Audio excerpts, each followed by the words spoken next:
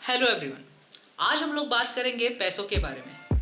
मैं ये video almost 1 महीने के बाद डाल रहा हूँ क्योंकि ये टॉपिक बहुत ही नाजुक और पेचीदा है और मैंने खुद ने बहुत टाइम लिया इसे समझने में, इस पर रिसर्च करने में, क्योंकि एक छोटी सी गलत इन्फॉर्मेशन भी आपका बहुत बड़ा नुकसान कर सकती है। आज जो मैं आपको जो कुछ भी बताने जा रहा हूँ उनमें से कुछ चीज़ें मैं 2-3 सालों से खुद प्रैक्टिस कर रहा हूँ और उनकी वजह से मुझे बहुत फाइनेंशियल स्टेबिलिटी मिली है। ऐसे लॉकडाउन सिचुएशन में भी मैं फाइनेंशियली स्टेबल हूँ। मनी डजंट बाय हैप्पीनेस, ये उस इंसान ने कहा है जिसके पास बहुत पैसा है। अब ऐसा नहीं है कि वो इंसान गलत है, उसके कहने का मतलब ये है कि पैसा ही सब कुछ नहीं है। On the other hand, Chanakya कहते हैं कि गरीब और गरीबी के साथ जीवन व्यतीत करना मतलब जहर खाने के बराबर है।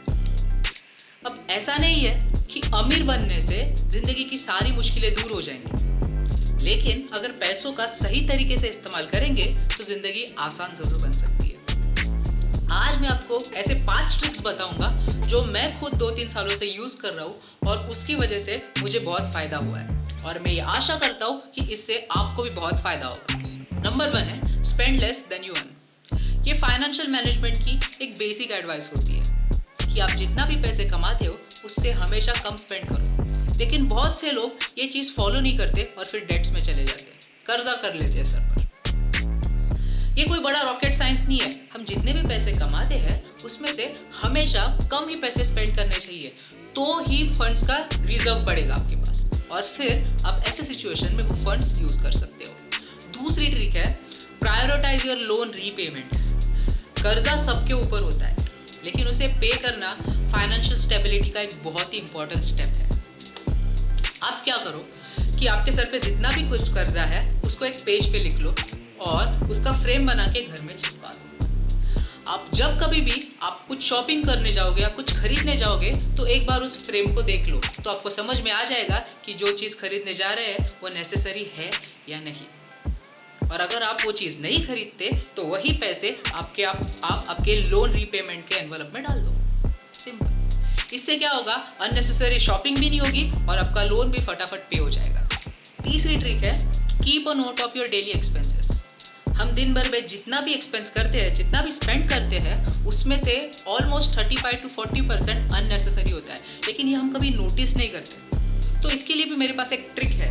हर रोज रात को आपको आपकी डायरी में आपने जितना भी दिन भर में स्पेंड किया है वो लिखना है और उसे पढ़ना है। बस इतना ही करना है और ये हर रोज करना है। स्लोली और स्टेडीली आपका जो भी अननेसेसरी एक्सपेंसेस है, आपका जो भी अननेसेसरी स्पेंडिंग है, वो अपने आप कम हो जाएगा। You can trust me on this, I bet you. 4th important trick है इनकम डिस्ट्रीब्यूशन। ये मेरी खुद की बहुत फेवरेट है। मैं 2-3 सालों से इसे प्रैक्टिस कर रहा हूँ। आपको चाहे मंथली मिलता हो या हर रोज मिलता हो, लेकिन आपका जितना भी इनकम है उसको डिस्ट्रीब्यूट करना बहुत इंपॉर्टेंट है। अब ये distribution person to person differ हो सकता है, लेकिन इसमें इमरजेंसी फंडिंग और मेडिकेयर फंडिंग बहुत ही इंपॉर्टेंट है और कंपलसरी है। आपको इसे रखना ही होगा। इसी इमरजेंसी फंडिंग की वजह से ऐसे लॉकडाउन सिचुएशन में भी मैं स्टेबल हूँ, so it's a good thing. 5th और मोस्ट इंपॉर्टेंट पॉइंट है ऑनेस्टी।